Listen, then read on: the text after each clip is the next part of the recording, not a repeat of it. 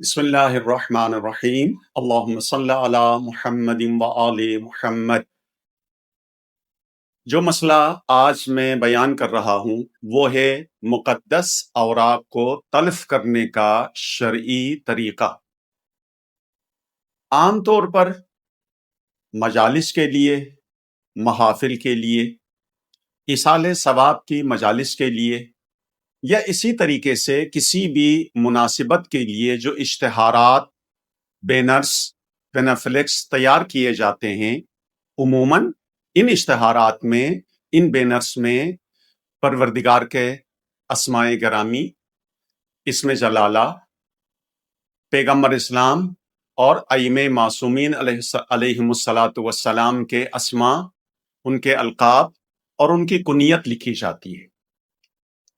مگر مسئلہ یہاں پیش آتا ہے، مسئلہ حساس یہاں ہو جاتا ہے کہ جب یہ مناسبت ختم ہو جاتی ہے، جب یہ ایام گزر جاتے ہیں، تو پھر یہ پینافلیکس، پھر یہ اشتہار، پھر یہ بینرز، یہ اس کو کیا کیا جائے اور کہاں اس کو رکھا جائے اور کیسے اس کو تلف کیا جائے۔ اگر تو کوئی شخص ان کو سنبھال کے رکھ لیتا ہے کسی مناسب جگہ پر تو بہت ہی اچھا ہے، مگر عام طور پر ہوتا یہ ہے کہ یہ جو چیزیں ہیں کہ اب یہ جو مقدس اوراق کے ضمن میں آ گئی ہیں، چونکہ اس کے اندر اسم پروردگار لکھا گیا ہے، ائمہ معصومین کے نام لکھے گئے ہیں، قرآن کی آیات لکھی گئی ہیں، عام طور پر ان کا خیال نہیں رکھا جاتا ہے۔ بعض دفعہ یہ گر جاتے ہیں یا ان کو اتارا جاتا ہے یا ان کو گرایا جاتا ہے اور یہ کچرے میں چلے جاتے ہیں یا غیر مناسب جگہ پر یہ پڑے ہوتے ہیں۔ یہ ٹھیک نہیں ہے۔ ان کو کچرے میں ڈالنا حد کے حرمت ہے، حرام ہے، جائز نہیں ہے۔ ان کو آگ میں جلانا حرام ہے، حد کے حرمت ہے، جائز نہیں ہے۔ اور اگر کچرے میں یہ گر گئے ہیں تو وہاں سے اٹھانا ضروری ہے، اور اگر خدا نخواستہ یہ نجس ہو گئے ہیں تو ان کو پاک کرنا ضروری ہے۔ اب ان چیزوں کو تلف کرنے کا جو صحیح طریقہ ہے وہ 4 طریقے علماء نے بیان کیے ہیں۔ ان 4 طریقوں کی میں مختصر وضاحت کر رہا ہوں۔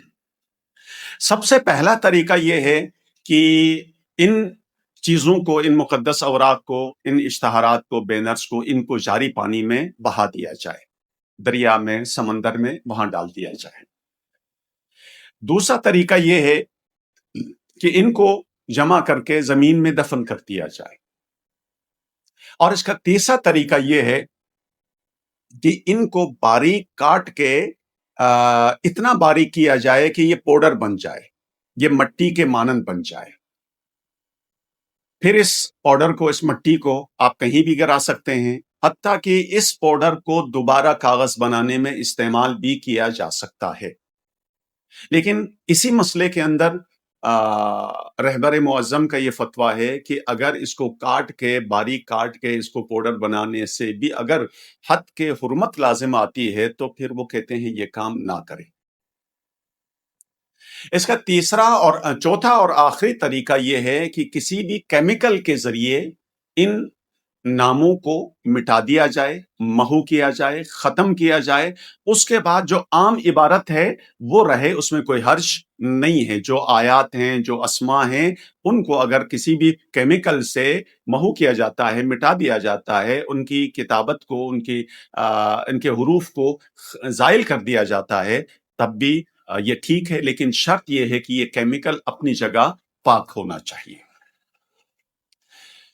اب اسی کے ساتھ ایک اور مسئلہ ہے، وہ یہ ہے کہ قرآن مجید کی آیات کو، پروردگار کے اسماء کو، اور اسی طریقے سے پیغمبر کے نام کو اور ائمہ معصومین کے نام کو بغیر وضو کے، بغیر طہارت کے چھونا، مس کرنا جائز ہے یا نہیں ہے۔ تو یہ بات تو طے ہے کہ تمام علماء کا، تمام فقہا کا اجماع ہے، سب کا یہ متفقہ فتویٰ ہے کہ قرآن آیات کو اور پروردگار کے اسماء مبارکہ کو بغیر وضو کے چھونا حرام ہے، جائز نہیں ہے۔ پیغمبر اسلام کے اسم مبارک کو، ائمہ معصومین علیہ الصلاۃ والسلام کے اسماء کو بغیر وضو کے چھونا بعض उलमा एहतियात लाज़िम के तौर पर जायज़ नहीं समझते हैं और बाज़ उलमा एहतियात मुस्तहब के तौर पर जायज़ नहीं समझते हैं। बेहतर ये है कि इन अस्मा को भी बगैर वज़ू के, बगैर तहारत के ना छुआ जाए।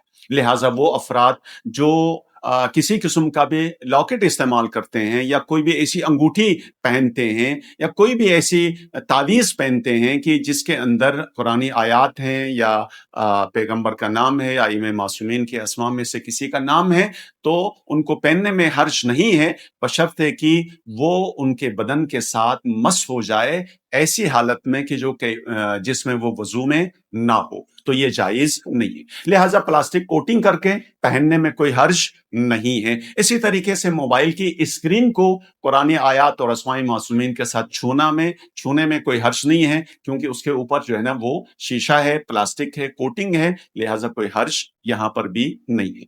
वसल्लल्लाहु अला मुहम्मदिन व आलिहि तय्यबीन अत्ताहिरीन।